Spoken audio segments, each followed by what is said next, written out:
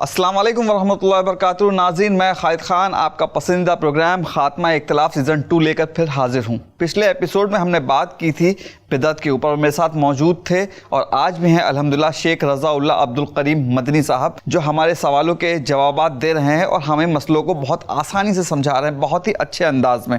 تو آئیے اپنے سوالوں کا سلسلہ شروع کرتے ہیں۔ آپ کا قیمتی وقت کو بالکل ضائع نہ کرتے ہوئے میں شیخ کا استقبال کرتا ہوں اور اپنے سوالوں کی جھڑی کو ان کے سامنے پیش کر دیتا ہوں۔ شیخ محترم السلام علیکم ورحمۃ اللہ وبرکاتہ۔ وعلیکم السلام ورحمۃ اللہ۔ شیخ محترم، پچھلے ایپیسوڈ میں ہم جو بدعت کے اوپر بات کر رہے تھے، تو شیخ بدعت سے ریلیٹڈ جتنا آپ نے ہمیں سمجھایا بہت کچھ میرے دماغ میں بیٹھ گیا الحمدللہ، بہت کلیئر طریقے سے آپ نے سمجھایا، لیکن اس کے باوجود کچھ سوالات، کچھ چیزیں ہیں جو میں بدعت کے بارے میں آپ سے پوچھنے کی درخواست رکھنا چاہتا ہوں۔ تو شیخ اگر آپ کی اجازت ہو۔ ہاں پوچھیے۔ شیخ، جیسا کہ آپ نے بتایا کہ دینی اعتبار سے اور لغوی اعتبار سے بدعت الگ الگ چیز ہے۔ اگر لغوی اعتبار سے بدعت ہے تو اس سے ہمیں کوئی فرق نہیں پڑتا، لیکن دینی اعتبار سے اگر وہ بدعت ہے تو ہمیں فرق پڑتا ہے۔ تو شیخ، کیا کچھ اچھے کام بھی بدعت ہو سکتے ہیں دین میں؟ جو اچھے کام ہیں شیخ۔ الحمدللہ والصلاۃ والسلام علی رسول اللہ۔ دیکھیے، جو بات آپ نے کہی نا کہ اچھے کام، بہت سارے لوگ اس طرح کی بات کہہ دیتے ہیں، یہ تو اچھا کام ہے، اس میں کیا برائی ہے، اس میں کیا حرج ہے۔ ہم فرما برداری سے نکل کر سرکار اور آقا بننے کی کوشش کر دیتے ہیں۔ کیسے وہی شیخ، مطلب بہت بڑی بات ہے، بڑی بات کہہ دی نا، بہت بڑی بات ہے۔ ایسے کہ کسی چیز کے بارے میں فیصلہ کرنا کہ یہ اچھی ہے یا یہ بری ہے، یہ ہمارا کام ہے کیا؟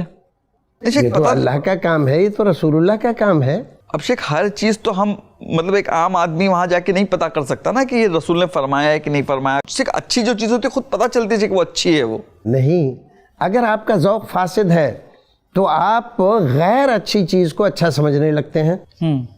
کیا دنیا میں ایسا نہیں ہے؟ بھئی آپ ہیں تو آپ ساگ سبزیاں کھاتے ہیں، ٹھیک ہے، حلال گوشت کھاتے ہیں، ٹھیک ہے نا۔ کیا دنیا میں ایسا نہیں ہے کہ بعض لوگ حرام گوشت کھاتے ہیں جی، جھٹکے کا کھاتے ہیں، خنزیر کھاتے ہیں؟ کیا وہ اس کو ناپسند کر کے کھاتے ہیں یا اچھا سمجھ کے کھاتے ہیں؟ اچھے ہی سمجھ کے کھاتے ہیں۔ اچھا ہی سمجھ۔ اس کا مطلب یہ ہے کہ انسان اپنے طور پر جس چیز کو اچھا سمجھنے لگ جائے وہ چیز اچھی نہیں ہوتی۔ اچھے کا معیار یہ نہیں ہے کہ انسان اس کو اچھا سمجھتا ہے۔ اب آپ کے پڑوسی ملک میں کیڑے مکوڑے وغیرہ سب کچھ کھا رہے ہیں، لوگ اچھا سمجھ کے کھا رہے ہیں، برا سمجھ کے کھا رہے ہیں؟ اچھا سمجھتے ہیں، اچھا سمجھ کے کھا رہے ہیں۔ تو اس کا مطلب یہ ہے کہ انسان کا ہر وہ کام جس کو اچھا سمجھے اچھا نہیں ہوتا۔ بعض کام اچھے ہو سکتے ہیں لیکن ہر کام اچھا ہو جائے ایسا نہیں ہے۔ ایسے ہی انسان جن کاموں کو اچھا سمجھ کے کر رہا ہے وہ شریعت میں بھی اچھے ہیں، اس کی کوئی گارنٹی نہیں ہے جب تک کہ رسول اکرم کا فرمان نہ مل جائے۔ اب دیکھیے، میں آپ کو ایک حدیث مسلم شریف کی سناتا ہوں جی، اور آپ سے کہتا ہوں کہ آپ ذرا مسلم شریف میں اس حدیث کو دیکھیے اور اس کو پڑھ کر اس پر غور کیجیے۔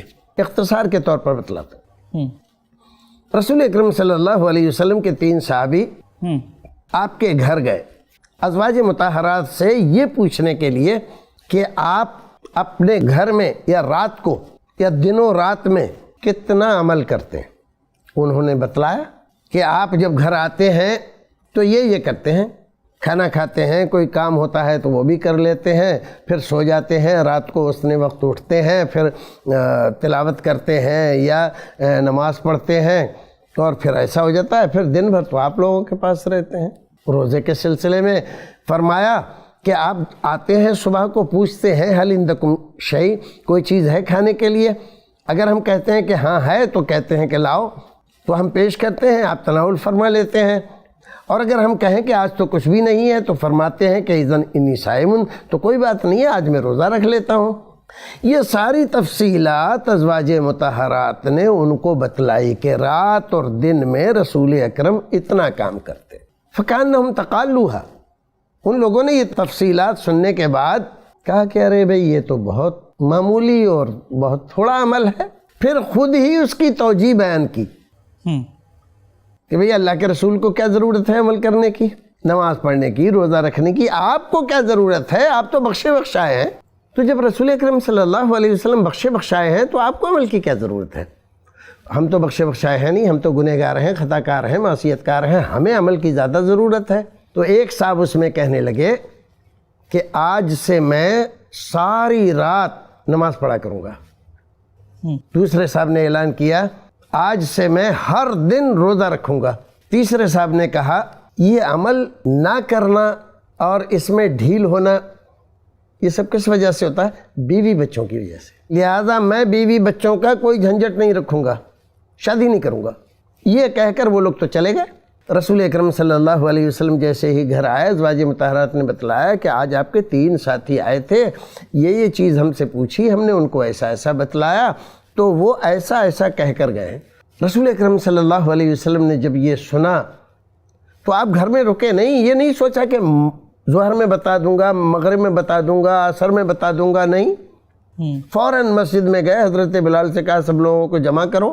انہوں نے آواز لگائی، جمع کیا سب لوگوں کو، اور پھر آپ نے خطبہ ارشاد فرمایا۔ اس میں کیا کہا؟ بعض لوگ ایسا ایسا ایسا ایسا کہتے ہیں، اور فرمایا انی لا اتقاکم للہ واخشاکم لہ، میں تم میں سب سے زیادہ اللہ سے ڈرتا ہوں اور سب سے زیادہ خشیت اپنے دل میں رکھتا ہوں اللہ رب العزت کے ڈر کی۔ یہ اس لیے فرمایا کہ انہوں نے کیا کہا تھا کہ آپ تو بخشے بخشائے ہیں، تو آپ کو عمل کی کیا ضرورت ہے؟ تو یہ فرمایا کہ تم مجھ سے زیادہ متقی بننا چاہتے ہو، مجھ سے زیادہ پرہیزگار بننا چاہ رہے ہو۔ پھر کیا فرمایا کہ جو آدمی ہماری سنت سے الگ چلے وہ ہمارا نہیں، اس کا عمل مردود ہے۔ رسول اکرم صلی اللہ علیہ وسلم نے یہ فرما کر کیا بات بتلائی؟ یہ بات بتلائی کہ اپنے طور پر کسی چیز کو اچھا سمجھ لینا، چاہے وہ چیز بذات ہی اچھی ہو۔ نماز پڑھنا تو اچھی چیز ہے نا، اچھی چیز ہے، روزہ رکھنا اچھی چیز ہے، اور عبادات کے لیے بیوی بچے کا جھنجٹ نہ رکھنا، زیادہ عبادت کر سکیں تو اور بھی اچھی چیز ہے۔ جیسے ہمارے یہاں ایسے لوگ بڑے پہنچے ہوئے اور بزرگ اور ولی کہلاتے ہیں، لیکن رسول اکرم صلی اللہ علیہ وسلم نے کیا فرمایا؟ یہ لوگ سارے کے سارے ناکام ہیں اور ان کی ہوئی عبادت اللہ رب العزت کے یہاں قبول نہیں ہے۔ چیز تو اچھی تھی نا۔ ہر چیز جس کو ہم اچھا سمجھنے لگ جائے وہ اچھی بھی ہو جائے، اس کی کوئی گارنٹی نہیں ہے۔ جب تک شریعت اس کو اچھا نہ بتائے تب تک وہ چیز اچھی نہیں ہے۔ شریعت اچھا بتلا رہی ہے تب وہ چیز اچھی ہے، اور شریعت کسی چیز کو برا بتلا رہی ہے چاہے ہمیں اچھی لگ رہی ہے تو ہم یہ نہیں کہیں گے نہیں بھی ہماری نظر میں تو اچھی ہے، وہ نہیں، وہ بری ہے کیونکہ ہماری شریعت اس کو برا کہہ رہی ہے۔ سمجھ میں آئی بات؟ اچھائی کا اور برائی کا معیار ہماری طبیعتیں نہیں ہیں، ہماری خواہشیں نہیں ہیں، ہماری تمنائیں نہیں ہیں، اللہ اور اس کے رسول کی منشا اور مرضی ہے۔ ہم غلام ہیں، آقا نہیں ہیں۔ جی بالکل، بہت بہت شکریہ شیخ۔ اسی سے جڑا ہوا ایک سوال ہے، دنیا کے اندر شیخ نئی نئی چیزیں ایجاد ہوتی جا رہی ہیں، جی تو شیخ وہ ہر نئی چیز کو پھر ہم کو بدعت سمجھنا پڑے گا؟ کیوں سمجھنا پڑے گا؟ ہر نئی چیز جو ایجاد ہو رہی ہے وہ دنیا میں ایجاد ہو رہی ہے یا دین میں ایجاد ہو رہی ہے؟ ڈیپینڈ کرتا ہے شیخ۔ کبھی کبھی ہم موبائل کے اوپر قرآن پڑھتے ہیں، بھائی موبائل کے اوپر قرآن پڑھتے ہیں تو الحمدللہ رب العالمین کو کچھ اور پڑھتے ہیں، الحمدللہ رب العالمین ہی پڑھتے ہیں۔ نہیں پڑھتے تو الحمدللہ رب العالمین ہی پڑھتے تو ہیں اس میں اضافہ کیا ہوا؟ تو وہ کہا یہ جاتا ہے کہ اگر آپ چیزوں میں اسلام کے اندر بدعتوں کی بات کر رہے ہیں تو قرآن کو آپ اس میں پڑھ رہے ہیں تو وہ تو بھائی صاحب مان لو ہم موبائل پہ نہیں پڑھ رہے ہیں، زبانی پڑھ رہے ہیں ہم، تو کیا اس سے الگ پڑھ رہے ہیں؟ نہیں، وہی پڑھ رہے ہیں، کتاب میں لکھ کر پڑھ رہے ہیں، وہی پڑھیں گے۔ ایک آدمی عربی رسم الخط میں نہیں لکھ رہا ہے، ہندی رسم الخط میں لکھ کر پڑھ رہا ہے الحمدللہ رب العالمین، ناجائز کہہ دیں گے آپ؟ نیا کہہ دیں گے اس کو؟ بھائی صاحب اس سے کوئی فرق ہی نہیں پڑا۔ یہ تو محض مغالطہ ہے۔ بعض لوگ جو بدعت پرست ہیں، بدعت کے بغیر لقمہ نہیں توڑتے، وہ لوگ اپنی بدعتوں کو صحیح کرنے کے لیے جو چیزیں بدعت نہیں ہیں ان کو بھی بدعت بنا کر لوگوں کو کنفیوژن میں ڈال دیتے ہیں۔ اچھا، حقیقت میں یہ بدعت ہے ہی نہیں، اور یہ بدعت ہے تو بدعت لغوی ہے، شرعی بدعت نہیں ہے۔ بدعت نہیں ہے۔ اسی طریقے سے پلین سے لوگ کہتے ہیں حج پہ جاتے ہیں، اب آج کے زمانے میں، پہلے تو لوگ اونٹ پہ جاتے تھے۔ بھائی اونٹ پر جاتے تھے, گھوڑے پر جاتے تھے, پلین کتنا ہی تیز رفتار ہو جائے, کیا براق سے تیز رفتار ہو سکتا ہے؟ نہیں ہو سکتا, نہیں ہو سکتا. ہمارے رسول تو براق پہ سوار ہوئے ہیں, تو پلین پہ سوار ہونا کون سی بری بات ہے؟ تو شیخ محترم بہت اچھا آپ نے ایک فارمولا دیا کہ ہر وہ کام جو ہمیں اچھا لگتا ہے وہ اچھا نہیں ہو سکتا, جی, جو قرآن اور سنت کے مطابق اچھا ہے وہی اچھا ہو سکتا ہے. تو یہ ایک تو فارمولا سمجھ میں آیا ہمارے. اور شیخ حضرت عمر سے ایک بات جو سامنے آتی ہے ہمارے, اور اس کو لوگ لے کر بتاتے ہیں کہ دو طرح کی بدعتیں ہوتی ہیں, بدعت حسنہ اور بدعت سیئہ. تو شیخ یہ کون کون سی بدعت ہے؟ دیکھیے جو شرعی بدعت ہوتی ہے اس کی دو قسمیں نہیں ہیں. بدعت لغویہ کی دو قسمیں ہیں. لغوی طور پر, ڈکشنری کے طور پر جس کو نیا کام ہم کہیں, اس کی دو قسمیں ہیں, ایک حسنہ ایک سیئہ. بعض نئی نکالی ہوئی چیزیں بری ہوتی ہیں اور بعض اچھی بھی ہوتی ہیں لغت کے اعتبار سے, شریعت کے اعتبار سے نہیں. شریعت کے اعتبار سے ہر بدعت گمراہی ہوتی ہے, کیونکہ رسول نے فرمایا کل بدعت ضلالہ. اگر ہم کہیں کہ نہیں کل بدعت ضلالہ نہیں ہوتا, بعض البدعات حسنہ, بعض بدعتیں حسنہ بھی ہوتی ہیں, تو ہم رسول اکرم صلی اللہ علیہ وسلم کے قول کو جھٹلا رہے ہیں, رد کر رہے ہیں, رد کر رہے ہیں. تو ہمارے ایمان کا کیا ہوگا؟ رسول کی مخالفت کر کے, رسول کی بات کو جھٹلا کر, رسول کی بات کو غلط ثابت کر کے کیا ہم مسلمان رہ جائیں گے؟ نہیں رہ پائیں گے. تو بھائی صاحب لغت کے اعتبار سے بعض اچھی چیزیں ہوتی ہیں, بعض بری چیزیں ہوتی ہیں. تو حضرت عمر فاروق رضی اللہ تعالیٰ عنہ کی طرف نسبت کر کے یہ کہا جاتا ہے, اور ہے بھی ایسا ہے حدیث میں, انہوں نے کہا نعمت البدعۃ ھذہ. جی, رمضان کا مہینہ تھا, وہ اپنے جو ان کا ملازم تھا یا خزانچی تھا بیت المال کا, اس کے ساتھ مسجد کی طرف نکلے, تو وہاں پر دیکھا کہ 4 آدمی اس آدمی کے پیچھے, 5 آدمی اس کے پیچھے, 10 آدمی اس کے پیچھے اور 2 آدمی اس کے پیچھے, سب لوگ قرآن شریف پڑھ رہے ہیں, نماز پڑھ رہے ہیں, اور یہ لوگ سب تلاوت کر رہے ہیں, کوئی کسی کی سن نہیں رہا ہے, سب لوگ اپنی چلائے ہوئے ہیں. آپ کو یہ بات اچھی نہیں لگی, کیوں؟ اس لیے کہ حکم یہ ہے کہ جب قرآن شریف پڑھا جائے تو خاموش رہو, اور یہ سن کوئی نہیں رہا ہے اور سب اپنی اپنی پڑھ رہے ہیں.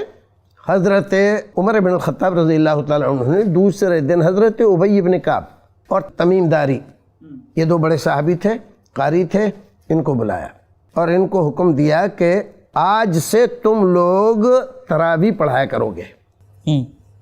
ٹھیک ہے. اب رات کو جب گئے گشت پہ, پھر نکلے تو دیکھا سارے لوگ حضرت ابی بن کعب کے پیچھے نماز پڑھ رہے ہیں, یعنی سارے لوگ ایک قاری کے پیچھے آج نماز پڑھ رہے ہیں. تو آپ نے فرمایا نعمت البدعۃ ھذہ, یہ نئی چیز کتنی اچھی ہے. تو یہ نئی چیز کل کے مقابلے میں, کل کیا تھا؟ ہر ایک قاری اپنے پیچھے 2-4 آدمیوں کو لے کر قرآن پڑھ رہا تھا, تو کل کے مقابلے میں آج کا یہ کام کتنا اچھا ہے. یہ مطلب نہیں ہے کہ تراویح پڑھنے کا حکم حضرت عمر بن الخطاب نے دیا, ایسا نہیں, کیونکہ حضرت رسول اکرم صلی اللہ علیہ وسلم نے اپنے وقت میں تراویح خود 3 دن جماعت سے پڑھائی. بالکل, اس کا مسنون ہونا آپ نے ثابت کر دیا. پھر وہ آپ نے نہیں پڑھائی, کس لیے؟ کہیں فرض نہ ہو جائے, تو ایک خطرے کی وجہ سے اس کو چھوڑ دیا تھا. حضرت عمر بن الخطاب رضی اللہ تعالیٰ عنہ نے اسی سنت کو رسول اکرم کی اپنے وقت میں زندہ فرمایا. کوئی نیا کام نہیں نکالا تھا عمر بن الخطاب نے, وہی پرانی سنت تھی رسول اکرم کی جو کسی وجہ سے چھوٹی ہوئی تھی اور اب اس کا خطرہ ٹل گیا تھا. لہذا عمر بن الخطاب رضی اللہ تعالیٰ عنہ نے اس کو دوبارہ زندہ کیا. تو فرمائے نعمت البدعۃ ھذہ, کل کے مقابلے میں آج کا یہ طریقہ کتنا اچھا ہے. بات آئی سمجھ میں؟ بالکل شیخ. تو بدعت حسنہ اور بدعت سیئہ کہہ کر کچھ بدعتوں کو حسنہ کہہ دیں, جس کے سمجھ میں آئے حسنہ کہہ دیں, اور ساری بدعتیں جو اصلاً بدعت ہیں دین میں نکالی گئی ہیں ان کو حسنہ کہہ کر جاری کر دیا گیا ہے اور لوگوں کو بدعت پہ لگا دیا گیا ہے. دیکھیے شریعت کا منشا کیا ہے؟ دین مکمل ہے، اس میں اضافے کی گنجائش نہیں ہے، لہذا اس میں کوئی اضافہ مت کرو، اس میں اضافہ مت کرو، اس میں بڑھاؤ مت۔ دنیا مکمل ہے کیا؟ نہیں، دنیا نامکمل ہے، اس میں بڑھاؤ آپ، اس میں بڑھاؤ آپ، روزانہ نئی ایجاد کرو آپ۔ آج ہوائی جہاز آپ نے بنایا، 3 پہیے ہوتے ہیں اس کے، 4 پہیے کے بنا دو، 2 پہیے کے بنا دو، 1 پہیے کے بنا دو، بغیر پہیے کے بنا دو، جتنا چاہو کرتے رہو۔ شریعت منع کرتی ہے کیا؟ نہیں منع کرتی ہے۔ اس میں آوشکار کرو نا، آپ دین میں کیوں آوشکار کر رہے ہو؟ جب مسلمانوں کی عقل ماری گئی تو دنیاوی کوئی ایجاد نہیں کر رہے ہیں، کہاں ایجاد کر رہے ہیں؟ دین میں، جو کہ غلط ہے، جبکہ جس میں منع کر دیا گیا تھا دین میں کچھ بڑھانے کی ضرورت نہیں ہے، دین ہم نے مکمل کر دیا ہے۔ بات آئی سمجھ میں؟ جی شیخ محترم، میرے خیال سے تو بدعت کافی طریقے سے واضح ہو چکی ہے، لیکن شیخ جو ہمارے دوست احباب ہیں، جو جاننے والے ہیں، اگر ہم ان کو سمجھانا چاہیں کہ آپ بدعت کو چھوڑ دیں جی، اور وہ یہ سمجھ کے کر رہے ہیں کہ یہ نیکی ہے، تو شیخ ان کو کیسے اچھے الفاظوں میں سمجھائیں کہ دیکھو بھائی یہ بدعت ہے، آپ اس کو مت کیجئے، اس کا یہ نقصان ہے؟ دیکھیے آپ ایسے سمجھا سکتے ہیں کہ رسول اکرم صلی اللہ علیہ وسلم سے آپ کو محبت ہے کہ نہیں ہے؟ بالکل، ہر مسلمان کو ہے نا؟ تو جو بات آپ فرمائیں گے وہ آپ کو پسند ہوگی کہ نہیں؟ بالکل ہوگی، یعنی نبی کریم صلی اللہ علیہ وسلم جو فرمائیں گے۔ جب ہم محبت کر رہے ہیں تو آپ کی بات سے بھی محبت کریں گے، ہیں؟ بالکل۔ تو اب بات کو آپ نے چھوڑ دیا جی، اور دوسرے کی بات ماننے لگے تو محبت کدھر کی آپ نے؟ یہ تو زبانی جمع خرچ تھا، اس کا مطلب محبت نہیں ہے آپ کو۔ رسول اکرم جو بات بتلا رہے ہیں وہ تو آپ مان نہیں رہے ہو، دنیا والے دوسرے اس میں جو اضافے کر رہے ہیں اس کو کر کر کے آپ بڑے خوش ہو رہے ہو۔ بدعت کا مطلب ہے رسول کی مخالفت، سرکاری سکے کے مقابلے میں جعلی اور کھوٹا سکہ جاری کرنا۔ آپ کو معلوم ہے جو آدمی کھوٹا سکہ چلاتا ہے سرکار اس کو کیا انعام دیتی ہے؟ وہ تو دیش دروہ کا الزام لگتا ہے اس پر، دیش دروہ کا الزام لگتا ہے، اور ثابت ہو جائے الزام تب جیل، بڑی سے بڑی سزا دی جاتی ہے۔ انگریزوں کے زمانے میں، اس زمانے میں تو پیسہ چاندی کے چلتا تھا، تو لوگ چاندی کا سکہ سرکاری ہوتا تھا، یہ لوگ گلٹی کا چلا دیتے تھے، اس میں جو آج کل سلور ہے یہ ملا کر، اور اس کو بالکل ایسا لگتا تھا، اور اس زمانے میں مراد آبادی بہت مشہور تھا۔ تو جب پکڑا جاتا تھا کوئی آدمی تو وہ لوگ انگریزی سرکار اس آدمی کے آنکھ میں نیل کی بتی گھما دیتی تھی۔ اچھا، سرمے دانی میں ایک وہ ہوتی ہے نا سلائی، ہاں، تو نیل کی سلائی پھروا دیتی تھی۔ نیل کی سلائی پھروا دینے کے بعد آدمی کی آنکھیں تو ایسی ہی رہتی ہیں، لیکن وہ زندگی بھر دیکھ نہیں سکتا، اندھا ہو جاتا ہے، تو اس کو اندھا کر دیتی تھی۔ تو یہ آدمی بھی اس لائق ہے کہ اس کو اندھا کہا جائے کہ رسول اکرم صلی اللہ علیہ وسلم اس کائنات کی سب سے محترم شخصیت، بے شک، جس کی اطاعت کو فرض قرار دیا گیا، اس کی بات چھوڑ کر اپنے جیسے انسانوں کی بات مان کر اپنے اعمال برباد کر رہا ہے۔ اندھا تو ہے ہی آدمی، صحیح، تو اس کو سزا ملنی چاہیے کہ نہیں؟ بالکل، سزا بہت بڑی ہے۔ ایک تو اس کی عبادتیں قبول نہیں ہوتی ہیں، قیامت کے دن جب وہ حوض کوثر پہ پہنچے گا تو فرشتے اس کو کوڑے مار مار کے حوض کوثر سے دور بھگا دیں گے۔ رسول اکرم کہیں گے کہ ارے ارے ارے یہ تو میرے لوگ ہیں، کیونکہ ساری علامتیں، ساری نشانیاں ان میں رسول اکرم کی امت کی پائی جا رہی ہے، تو آپ کہیں گے صحابی ارے یہ تو میرے لوگ ہیں۔ تو فرشتے کہیں گے انک لا تدری ما احدثوا بعدک، آپ کو معلوم نہیں ہے آپ کے بعد انہوں نے آپ کے دین میں کیا کیا چیزیں نئی ایجاد کی تھیں۔ تو آپ کیا کہیں گے؟ چھوڑو، جانے دو، محبت میں ایسا کیا تھا؟ نہیں، کہیں گے سوقن لمن غیر بعدی، میرے بعد میرے دین کو جن لوگوں نے بگاڑا ان کو جلد سے جلد میری نظروں سے دور کر دو۔ رسول اکرم ان کو دیکھیں گے بھی نہیں، سفارش کرنا، ان کے حق میں شفاعت کرنا تو بہت دور کی بات ہے۔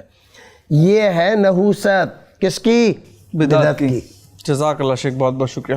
تو ناظرین، دیکھا آپ نے شیخ محترم نے بدعت کو بہت ہی اچھی طریقے سے ڈیفائن کیا، ہمیں سمجھایا اور ہم نے سمجھنے کی کوشش کی ہے کہ بدعت ایک بہت ہی بڑی برائی ہے۔ ہر وہ کام جو ہمیں اچھا لگتا ہے وہ اچھا نہیں ہو سکتا دین کے اندر۔ دین کے اندر اگر آپ کو کوئی کام کرنا ہے تو اس کے لیے آپ کو قرآن اور سنت کا پروف ہونا بہت ضروری ہے۔ اسی بات سے مجھے دیجیے اجازت اور رکھیے اپنا خیال۔ انشاءاللہ اگلے ایپیسوڈ میں پھر حاضر ہوں گا ایک نئے مسئلے کے ساتھ میں شیخ محترم کے ساتھ۔ تب تک کے لیے السلام علیکم ورحمۃ اللہ وبرکاتہ۔ دین کی بات عام کرنے میں i+TV کی مدد کریں۔ پے ٹی ایم یا گوگل پے کے لیے ہمارے نمبرز پر ٹرانسفر کریں۔ ایسے ہی اور ویڈیوز بنانے میں ہماری مدد کریں۔